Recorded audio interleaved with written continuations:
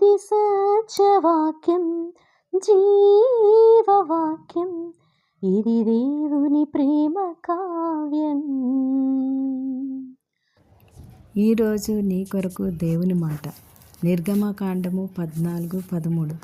భయపడకుడి, యెహోవా మీకు నేడు కలగజే రక్షణ మీరు ఊరక నిలుచుండి చూడుడి. ఇశ్రాయేల్ సైన్యము ఐగుప్తీ సైన్యం తరుముతూ సముద్రం దగ్గర వరకు చేరుకుంటారు. అరణ్యం వారిని మూసేసిందని ఐగుప్తీలు అనుకుంటారు, ఇశ్రాయేల్ కూడా భయపడతారు. నిర్గమకాండం 14:4 దేవుడు అంటాడు, నేను ఫరో వలనను అతని సమస్త సేనల వలనను మహిమ తీర్చుకుందును, నేను యెహోవానని ఐగుప్తీలు అందరూ తెలుసుకుందురని దేవుడు అంటున్నాడు. ఇక్కడ దేవుడు ఫరో సైనికుల్ని ఆ సేవకులందరికీ దేవుడు కఠినపరిచేసరికి హృదయం, అరే వీరిని ఎందుకు మనం పోనిచ్చేసాం, మనకి పనులు చేసేవారు లేరు అనుకుని రథాలని రౌతుల్ని సిద్ధపరచుకొని 600 రథాలని దాని మీద అధిపతుల్ని అందరిని తీసుకొని బయలుదేరాడు. తరుముతా ఉన్నారు. మోషే సాహసంగా ముందుకు సాగిపోమని చెప్తున్నాడు వీళ్ళని. కానీ ఇశ్రాయేలీయులు ఐగుప్తీయులను తమ వెనక వచ్చుట చూచి మిక్కిలి భయపడి యెహోవాకు మొరపెట్టుతారు. వెంటనే అప్పుడే మొరపెడతారు, అప్పుడే తిరుగుబాటు చేస్తారన్నమాట. మోషే ఐగుప్తుల సమాధులు లేవని ఈ అరణ్యంలోకి తీసుకొచ్చావమ్మని, ఇట్లా చేయనేలా మా జోలికి రావద్దని మేము చెప్పాం కదా, ఐగుప్తులకే దాసులు మొగుదాం అంటున్నారు. చూడండి ఎంత కృతజ్ఞత లేనివారో. ఐగుప్తి దాసత్వులు ఉండే కదా మొరపెట్టి దుఃఖపడి విడిపించమని దేవుని వేడుకుంటేనే కదా మోషేని నాయకుడిగా విమోచకుడిగా దేవుడు పెట్టాడు. ఇప్పుడేమో ఆ దాసత్వమే బాగుందంటున్నారు. కానీ మోషేకి దేవుని ఆత్మ కలిగినవాడు కాబట్టి ఎంతో సహించుకుంటున్నాడు, వాళ్ళని ఓదార్స్తున్నాడు. నిర్గమకాండం 14:13-14 చూస్తే, మోషే భయపడకండి, యెహోవా నేడు మీకు కలగజే రక్షణ మీరు ఊరికే నిల్చుని చూడండి, మీరు నేడు చూసిన ఈ ఐగుప్తీయుని ఇక మీదట ఎన్నడూ చూడరు, యెహోవా మీ పక్షంలో యుద్ధం చేయను, మీరు ఊరకనే ఉండవాలని మోషే ఇశ్రాయేలుకు చెప్తున్నాడు. శ్రమ కలిగినప్పుడు అధైర్యపడకుండా తిరుగుబాటు చేయకుండా మనం ఊరికే ఉండాలండి. చూడండి, వెనకేమో ఫరో సైన్యం, ముందేమో సముద్రం. మోషే మొరపెడుతున్నాడు దేవుడికి. దేవుడు అంటాడు, నువ్వెలా మొరపెడుతున్నావు, సాగిపో అంటున్నాడు. నీ కర్రనెత్తి సముద్రం మీద చాపు, అది పాయలైపోతుంది, అప్పుడు ఇశ్రాయేల్ సముద్రం మధ్యన 6 నెలలు నడిచిపోతారు అని అంటున్నాడు. అలా సముద్రం మీద కర్ర పెట్టంగానే, అంటే దేవుడు ఎట్లా గైడ్ చేస్తున్నాడో అలా మోషే ఫాలో అవుతున్నాడు.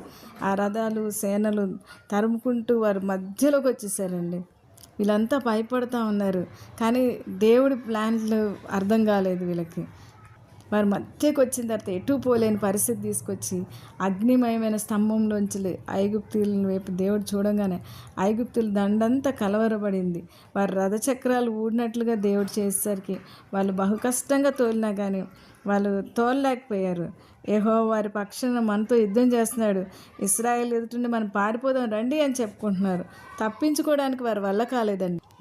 దేవుడు చెప్తున్నాడు, నువ్వు మోషేతోటి ఐగుప్తీయుల మీదకి, వారి రథాల మీదకి, వారి రౌతుల మీదకి నీళ్లు తిరిగి వచ్చినట్లు సముద్రం మీద నీ చెయ్యి చాపమనగానే మోషే చెయ్యి చాపగానే సముద్రం అధిక బలంతో ఐగుప్తీ సర్వసేనలు కప్పివేసింది. వారిలో ఒక్కడైనా మిగిలి ఉండలేదంటే. ఐగుప్తీయుల అరణ్యంలో వీరిని చూసి అది అరణ్యం మూసేసింది, వీళ్ళు మన చేతికి దొక్కేశారు అనుకున్నారు. కానీ ఇప్పుడు జరిగింది ఏమైంది, మోషే చెప్పినట్లు వారిని ఐగుప్తీయులు ఒక్కరిని కూడా మిగలకుండా, ఒక్కరిని కూడా వీళ్ళు చూడకుండా వారందరూ ఆ సముద్రంలో మునిగిపోయారు. ఒక్కడు కూడా మిగలలేదంటే. దేవునికి భయపడేలాగా దేవుడు మోషేకు నమ్మిక ఉంచేలాగా చేశాడు. దేవుడి కార్యాలు ఇలా ఉంటాయండి, అవి మనకు అర్థం కాదు. దేవుడు ఒక్క క్షణంలో ఏం చేస్తాడో మనము ఊహించక ఆ యొక్క భయంతో మనము పోగొట్టుకుంటాము. ఆ యొక్క యుద్ధాలు చేయకుండా, అంటే నిలబడకుండా మనం వెనక్కి తిరిగిపోతూ ఉంటాం. మీరు ఏ పరిస్థితిలో ఉన్నారు, దేవుడు చెప్తున్నాడు, మీరు ఊరికే మౌనంగా దేవుని కృతజ్ఞతలు చెల్లిస్తూ దేవుడు చేసే కార్యాన్ని మీరు చూడండి. ప్రార్థన చేసుకుందామా. ప్రేమ నమ్మకం గల పరలోకమందున మా తండ్రి, మహోన్నతుడ, మహిమగల రాజా, నీకు వందనాలు, స్తుతులు, స్తోత్రాలు. దేవా, ఇశ్రాయేలుని అరణ్యంలో నడిపించింది నీవే కాబట్టి తండ్రి, సముద్రముని చీల్చి అరణ్యం నుండి బయటకు రప్పించావు. నీ మార్గంలో పయనిస్తున్న నీ బిడ్డల్ని చూచిన లోకము నీ బిడ్డలు ఎదుర్కొనే ఇబ్బందులను బట్టి అపహాస్యం చేస్తుంది. నీ బిడ్డలు నాశనం చేయాలని ప్రయత్నిస్తున్నారు. నువ్వు వారికి తోడుగా ఉంటావని, నడిపిస్తావని, విడిపిస్తావని, సహాయం చేస్తావని, న్యాయమూర్తిగా దుష్టులు వారి యొక్క కాలం వచ్చినప్పుడు తండ్రి వారు మారకపోతే నువ్వు సమయం ఇచ్చి చూసి చివరికి శిక్షించడం ద్వారా మహిమ తెచ్చుకుంటావని ఈ దినం మీరు తెలియజేసినందుకు నీకు వందనాలు ప్రభా, స్తుతులు. ప్రతి పరిస్థితి పట్ల భిన్నంగా ప్రతిస్పందించేలా మమ్మల్ని ఉంచావు.